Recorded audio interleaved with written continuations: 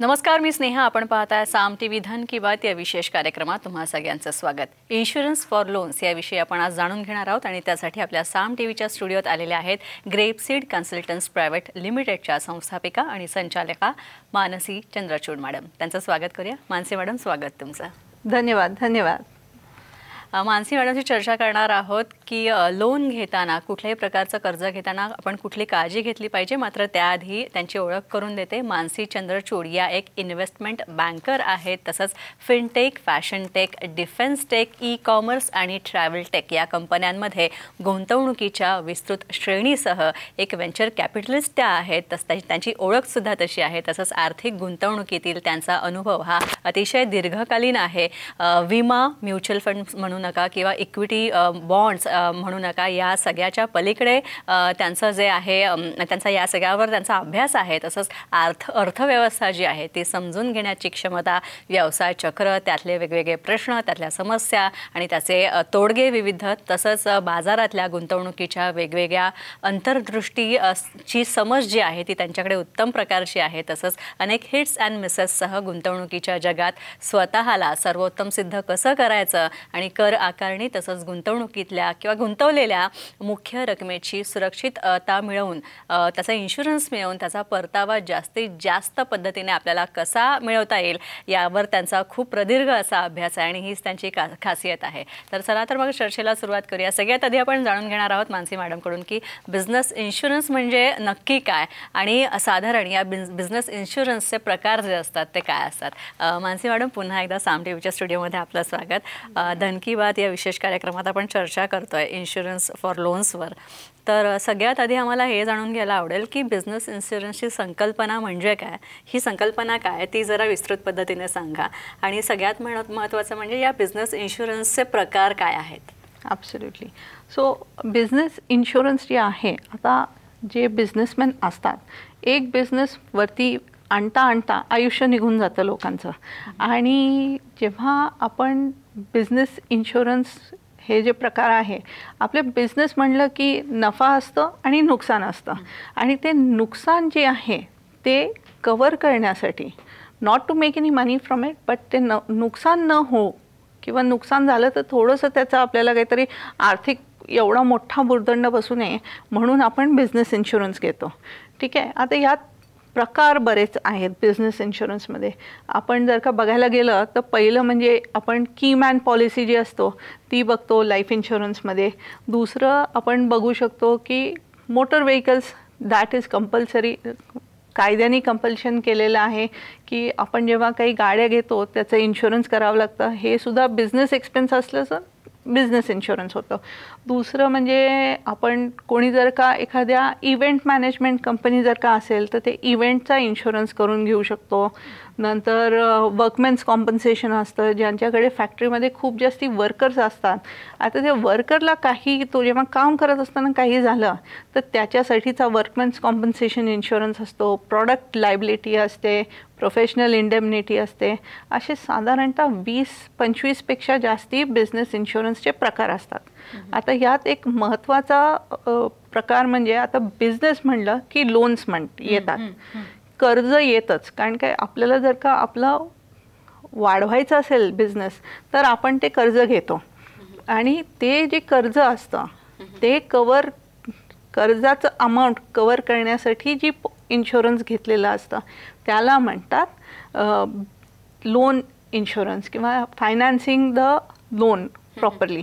So त्याला म्हणतात, that is what the business insurance is all about. अच्छा, मला एक सांगा मानसी मॅडम, जेव्हा एखादा बिझनेसमॅन बिझनेससाठी त्याला लोनची गरज असते, बिझनेस इन्शुरन्स घेतो, पण बिझनेस इन्शुरन्समध्ये त्या ओनरच्या फॅमिलीसाठी किंवा त्या बिझनेस ओनर कुटुंबासाठी पण इन्शुरन्स घेणं फार गरजेचं असतं.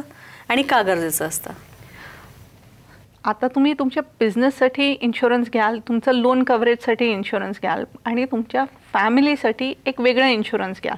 आता होतं कसं, घरातलं जर का कोणी करता पुरुष किंवा करता बाईसुद्धा आजकाल सगळेच काम करतात, तर त्यांना जर का काही झालं दुर्दैवाने तर किंवा त्यांचं निधन झालं तर असं नाही झालं पाहिजे की सगळे घरातले पैसे जे आहेत ते लोन फेडण्यातच गेले आणि आपली फॅमिलीसाठी घरी मागे जे असतात, मुलं असू शकतात, आई वडील असू शकतात, ह्यांची काळजी घेण्यासाठी म्हणून आपल्याला लागतो इन्शुरन्स. सो बिझनेसचे लोन किंवा घरचे लोन जे आहेत त्यांच्यासाठी वेगळा इन्शुरन्स पॉलिसी घ्यायला पाहिजे आणि स्वतःच्या फॅमिलीसाठी एक वेगळी इन्शुरन्स पॉलिसी घ्यायला पाहिजे. आणि ह्याची रक्कम किती असली पाहिजे. आता लोनचं तर एकदम सिम्पल आहे. तुम्ही जर का 30 लाखाचं लोन घेतलं तर ते 30 लाखाची पॉलिसी असली पाहिजे सम अश्युर्ड. पण घरचे जे लोक आहेत त्यांच्यासाठी एक वेगळा हिशोब असतो. तुम्ही जेव्हा जितकं तुमचं महिन्याचं उत्पन्न किंवा वर्षाचं जेवढं उत्पन्न आहे, वर्षाचं उत्पन्न जेवढं असेल, जर का तुमचं वर्षाचं उत्पन्न 10 लाख असेल तर तुमची 1 कोटीची पॉलिसी असली पाहिजे. असं आपण त्याचं कॅल्क्युलेशन करतो जनरली. अच्छा, मला एक सांगा, तुम्ही आता इथे लोन इन्शुरन्सचा उल्लेख केला मानसी मॅडम, तर मला एक सांगा की ही लोन इन्शुरन्सची टर्म आणखी आपल्याला विस्तृतपणे कशी सांगता येईल, आम्हाला जरा आणखी विस्तृत पद्धतीने समजावून सांगा. आहे आता तुम्ही विचार करा की जेव्हा आपण एखादं गोल्ड लोन घेतो किंवा आता आमच्याकडे एक I will give you an example. आमचे एक क्लायंट होते, सांगली साईडचे क्लायंट होते आणि त्यांनी त्यांचा एक फूड प्रोसेसिंग बिझनेससाठी त्यांनी लोन घेतला होता. आणि झालं असं की त्यांनी तो लोन घेतल्यानंतर साधारणतः 2.5 वर्षात त्यांचे अपघाती मृत्यू झाला. आणि आता घरी असं होतं की घरी 2 मुलं होती, बायको होती. बायकोला माहिती नाही की बिझनेस कसा चालवायचा. आता त्यात तुम्ही विचार करा, बायकोचं सोनं त्यांनी दिलं होतं तारण म्हणून, त्यांनी त्यांची जमीन दिली होती तारण म्हणून, आणि नशिबाने त्यांनी इन्शुरन्ससुद्धा घेतला होता. तर झालं असं की त्या इन्शुरन्स कंपनी म्हणजे ते जे ती पतसंस्था जी होती त्यांनी मग ते इन्शुरन्सचा अमाऊंट क्लेम केला आणि बायकोला तिचं जे सोनं आणि त्यांची घरातली जी जमीन होती ती त्यांनी डायरेक्ट परत दिली. आता जर का इन्शुरन्स नसता इथे तर अशा 2-3 गोष्टी झाल्या असत्या. एक म्हणजे त्यांचं सोनं आणि जमीन दोन्ही गेलं असतं. आणि आपण जेव्हा लोन देतात तेव्हा फक्त 80% व्हॅल्यूवरती देतात. सो पण सोनं जाताना 100% गेलं असतं. दुसरं म्हणजे जमिनीचे व्हॅल्यू 50% जमिनीच्या व्हॅल्यूवरती लोन देतात, अख्खी जमीन गेली असती. दुसरं म्हणजे की पतसंस्था जी आहे त्यांना सुद्धा एक लांब लचक लीगल प्रोसेस असतं की पहिलं दे हॅव टू लीगली रिपजेस, सोनं जमीन संपत्ती रिपजेस करायची, मग ती घेऊन विकायची आणि त्याच्यानंतर मग त्यांना त्यांचं सेटलमेंट मिळतं. पण जेव्हा हे इन्शुरन्स होतं तर त्यांचं एकदम पटकन काम झालं विदाउट एनी लीगल हेडेक. आणि घरच्या लोकांना सुद्धा त्यांची जे काय घर सोनं संपत्ती जे होतं ते त्यांना परत मिळून गेलं. अच्छा, याच तुमच्या उत्तरातनं मला एक प्रश्न असा सुचला आहे मॅडम की जर आपण लोन इन्शुरन्स घेतलं नाही तर त्याचे जो कर्ज घेणारा असतो किंवा जी पार्टी असते त्याला काय काय तोटे होऊ शकतात किंवा भविष्यात कुठले संभाव्य धोके उद्भवू शकतात.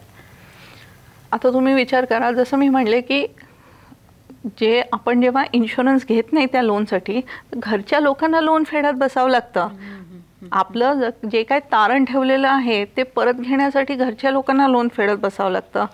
आणि विचार करा, आता बायको एकटी राहिलेली आहे घरी, मग तिने पोरांचं बघायचं, स्वतःला सांभाळायचं का कर्ज फेडत बसायची.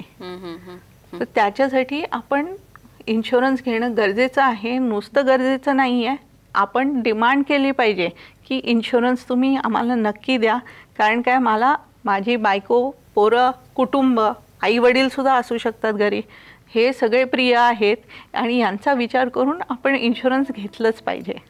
नक्कीच. तर ग्रेपसीड कन्सल्टन्ट्स प्रायव्हेट लिमिटेड या त्यांच्या संस्थेच्या माध्यमातून मानसी मॅडम या अशा प्रकारच्या अनेक कन्सल्टेशन, बिझनेस कन्सल्टेशन देतात, तसंच इन्शुरन्स कन्सल्टेशन्स देत असतात. तुम्हीसुद्धा याचा लाभ घेऊ शकता. आणि त्यासाठी तुम्हाला जर मानसी मॅडमना भेटायचं असेल, त्यांच्याकडनं या सगळ्या बाबतीत समुपदेशन घ्यायचं असेल तर तुम्ही स्क्रीनवर जे नंबर दिले आहेत किंवा त्यांच्या सोशल मीडिया अकाउंट्सचे हँडलसुद्धा दिलेले आहेत, त्यांचे ॲड्रेसेस दिलेले आहेत, त्यांची वेबसाईट दिलेली आहे, त्यावर तुम्ही संपर्क साधू शकता, मानसी मॅडमना भेटू शकता आणि त्यांचं समुपदेशन, त्यांचं मार्गदर्शन तुम्ही या बाबतीत घेऊ शकता. आपण पुन्हा एकदा चर्चा करणार आहोत या सगळ्या बाबतीत, मात्र त्याआधी एक छोटासा ब्रेक घेऊया धन की बातमध्ये.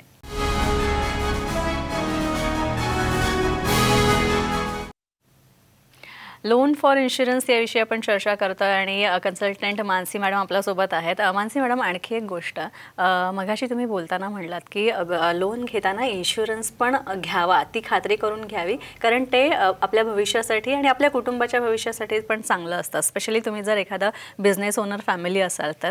पण मला एक सांगा, इतर ज्या खाजगी पतसंस्था आहेत त्या अशा प्रकारचं इन्शुरन्स देतात का? त्या देऊ शकतात, देतातच असं नाही. तर होतं काय की आता जेव्हा ते लोन देतात कोणाला तरी, तर काही ना काहीतरी तारण ठेवतात. सो थोडासा असा विचार होतो की अरे आपल्याकडे काही ना काहीतरी कोलॅटरल आहे, तर आपल्याला तो विचार करायची गरज नाही आहे. किंवा कधी कधी असं सुद्धा होतं की इन्शुरन्स हा एकदम टेक्निकल आणि लीगल सब्जेक्ट आहे. सो हा सगळ्यांनाच कळतो किंवा कसं करायचं हे सगळ्यांनाच कळत नाही. सो कधी कधी त्यांच्याकडे क्षमतासुद्धा नसते हे करायची. आणि म्हणूनच जेव्हा कोणी लोन घेतं ह्या इन्स्टिट्यूशनकडनं, तर त्यांना तुम्ही सांगा की आम्हाला इन्शुरन्स पाहिजेच, तुम्ही काहीही करा पण आम्हाला इन्शुरन्स द्यायची तरतूद करा. ही एकदम महत्त्वाची गोष्ट आहे. आणि सगळ्या मेंबर्सनी जेव्हा लोन घेता तुम्ही पतसंस्थाकडनं किंवा गोल्ड लोनसुद्धा घेता, आता तुम्हाला माहिती आहे की गोल्ड, सोन्याची जी किंमत आहे, एक म्हणजे इमोशनल व्हॅल्यू असते की माझ्या आईनी मला काहीतरी दिलं आहे किंवा माझ्या आजीनी काहीतरी दिलेलं आहे आणि ते तुम्ही तारण ठेवलेलं आहे. तुमच्या बायकोनी तुमच्यावरती एवढा विश्वास केला आहे की तिने तुम्हाला ते सगळं दिलं आहे तारण ठेवायला. पण हे सगळं तिच्या हातातून गेलं नाही पाहिजे, हे सगळं तिच्याकडे परत आलं पाहिजे. म्हणूनच आपण एवढी काळजी घेतली पाहिजे की आपण एक आपली स्वतःची त्या लोन अमाऊंटची एवढी पॉलिसी काढली पाहिजे, जेणेकरून आपल्या बायकोचं, आपल्या आईचं सोनं यात गेलं नाही पाहिजे. बरं, सोन्याचं कसं आहे, दर 5 वर्षांनी तुम्ही बघतच आहात की त्याची किंमत किती वाढत चालली आहे. तर तुम्ही जर का 10 लाखाचं सोनं ठेवलं, त्याला तुम्हाला मिळालेत 8 लाख रुपये, पण 5 वर्षांनी त्याची किंमत झाली आहे 15 लाख, 20 लाख आणि तुम्हाला मिळालेलेच 8 लाख आहेत, तर ते 20 लाखाचं सोनं परत घरी आलं पाहिजे नक्की. आणि म्हणून आपण इन्शुरन्स घेतला पाहिजे. नक्कीच. मला वाटतं ना मानसी मॅडम, याबाबतीत ग्रामीण भागातला जो व्यापारी वर्ग आहे त्यात सुद्धा जागृती व्हायला हवी. तर त्या दृष्टीने काय सांगाल? आणि या सगळ्या संदर्भातलं एखादं उदाहरण द्याल का? कारण तुमच्याकडे अनेक बिझनेस ओनर्स जे आहेत ते तुमच्याकडे येतात, मार्गदर्शन घेत असतात. तर तुमच्याकडे एखादं उदाहरण किंवा एखादी केस स्टडी तुम्ही केली असेल तर त्या संदर्भात सांगाल का? नक्की सांगते ना. तर आता तुम्ही विचार करा की आता मी तुम्हाला एक क्लेम सेटलमेंटची केस स्टडी सांगते की जर एक घर घेण्यासाठी किंवा एखादा ॲग्रो प्रोसेसिंग युनिट चालू करण्यासाठी मी घेतलं आहे 20 लाखाचं लोन, बरं का. आणि मी एक इन्शुरन्सची पॉलिसीसुद्धा काढलेली आहे, जी मी त्या पतसंस्थेकडे ठेवलेली आहे, असाइन करून ठेवलेली आहे. आता मी जर का 9 वर्ष, 10 वर्षातले 9 वर्ष मी लोन फेडलेलं आहे आणि 9व्या वर्षी माझा अपघाताने किंवा निधन झालं, तर याचा अर्थ असा आहे का की त्या पतसंस्थेला सगळे माझे 20 लाख रुपये जातील? तर तसं नाही आहे. तुम्ही हा अजिबात विचार करू नका. असाइनमेंटची जी द लॉ ऑफ असाइनमेंट जी आहे, ह्याचा अर्थच असा की ती इन्शुरन्स कंपनी जी आहे ती बघते की ठीक आहे 20 लाखातलं किती कर्ज उरलेलं आहे. 2 लाख जर का उरलेलं असेल तर 2 लाखाची रक्कम जी आहे ती ते पतसंस्थाला देणार आणि उरलेले 18 लाख रुपये जे असतील ते सेटलमेंट करताना फॅमिलीला देणार. आणि ही एक खूप महत्त्वाची गोष्ट आहे की सगळे पैसे मग पतसंस्थेला जात नाहीत. कारण काय, first law of insurance is that आपण जे नुकसान झालं आहे तेवढंच भरपाई करतोय, प्रॉफिट नाही होणार इन्शुरन्स पॉलिसी घेऊन.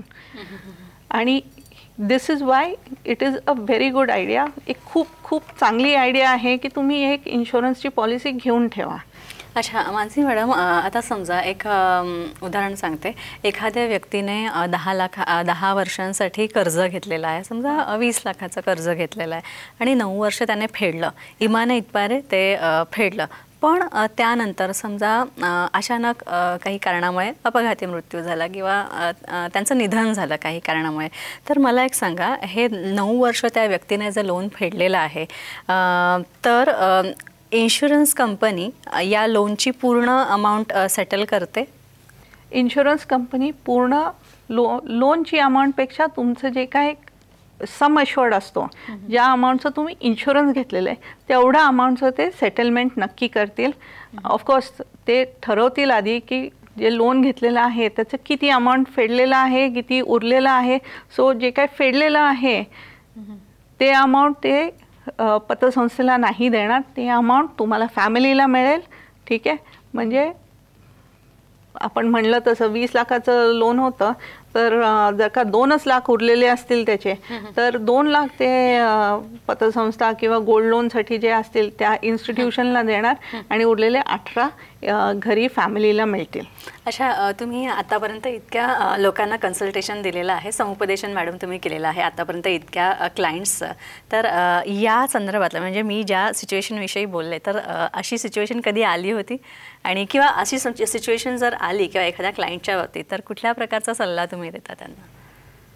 अशी सिच्युएशन कसं आहे, आपल्याला नेहमी असं वाटेल, इन्शुरन्स हा विषयच असा आहे की आपल्याला असं वाटतं की अरे हे आपल्याला नाही होणार, किंवा अरे माझा अपघात नाही होणार, किंवा अरे मी पुढच्या 5 वर्षात मी नाही मरणार, मी आहे इकडे. Yes, absolutely. हे असं सगळ्यांनाच वाटतं, पण इन्शुरन्स एक्झॅक्टली हेच आहे की तुम्हाला आधी खर्च करावा लागतो पुढचा विचार करून. आणि म्हणून आपण जेव्हा कधीही लोन घेतो तेव्हा आपण डिमांड केली पाहिजे की नाही मला द्या, हे कव्हरेज झालंच पाहिजे. सो आता तुम्ही जर का पतसंस्थेकडे गेलात आणि पतसंस्थेकडे इन्शुरन्स नसेल, तर तुम्ही त्यांना डिमांड केली पाहिजे की मला नक्की तुम्ही हे पॉलिसी कव्हरेज द्या, तुम्ही नक्की मला सांगा आणि कसं करू हे सुद्धा मदत करा. सो पतसंस्था असं मदत करू शकते की ते तुमचं जे लोन आहे त्यातच ते प्रीमियमचं अमाऊंट ॲड करून तुम्हाला लोन देऊ शकतात. सो तो लोनचा अमाऊंट थोडंसं मोठं होईल पहिल्या वर्षासाठी आणि मग दुसऱ्या वर्षापासून ते कमी राहील.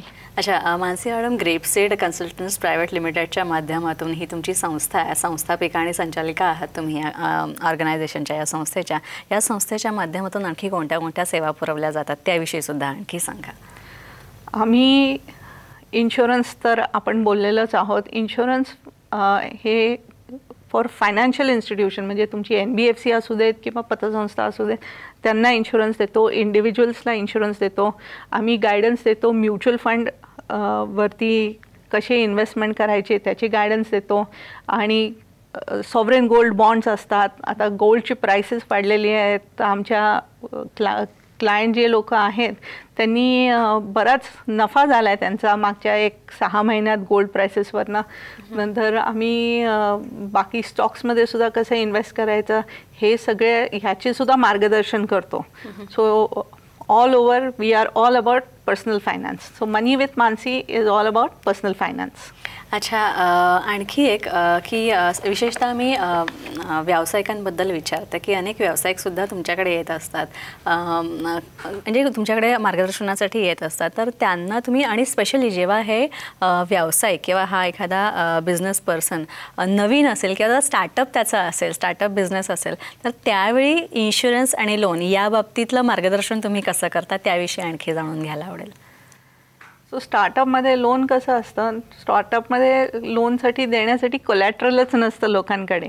पण कधी जेव्हा असतं तेव्हा आम्ही नक्की म्हणतो की तुम्ही ते जे इन्शुरन्स घेताय, इन्शुरन्स घेतला पाहिजे ते लोन कवर करण्यासाठी. दुसरं म्हणजे स्टार्टअप्सचं एक तर टीम छोटी असती, दे आर ॲजाईल. सो हे सगळं आम्ही त्यांना आमच्या व्हेंचर कॅपिटल इन्व्हेस्टमेंट जेव्हा आम्ही करतो त्यात आम्ही गायडन्स देतो. इनफॅक्ट आता we are also doing a lot of work with IIT Powai and other IITs in India, where we are helping students. त्यांनी जे प्रोजेक्ट्स केलेले आहेत ते बरोबर आहेत नाहीत त्यात आम्ही त्यांना इव्हॅल्युएशन करायला मदत करतो. So yes, that we do help startups in their journey right from the beginning. नक्की. जर तुम्हाला बिझनेस इन्शुरन्सविषयी आणखी माहिती जाणून घ्यायचं असेल किंवा लोन अगेन्स्ट इन्शुरन्सविषयी आणखी जाणून घ्यायचं असेल तर तुम्ही नक्कीच मानसी मॅडमशी आणि ग्रेपसीड कन्सल्टन्ट्स प्रायव्हेट लिमिटेडशी नक्कीच संपर्क साधू शकता. ही संस्था तुम्हाला उत्तम मार्गदर्शक ठरू शकते. मानसी मॅडम तुम्हाला उत्तम मार्गदर्शन करू शकतात आणि त्यासाठी स्क्रीनवर जे नंबर दिलेले आहे ते तुम्ही तुमच्या डायरीत नोंद करून घ्या.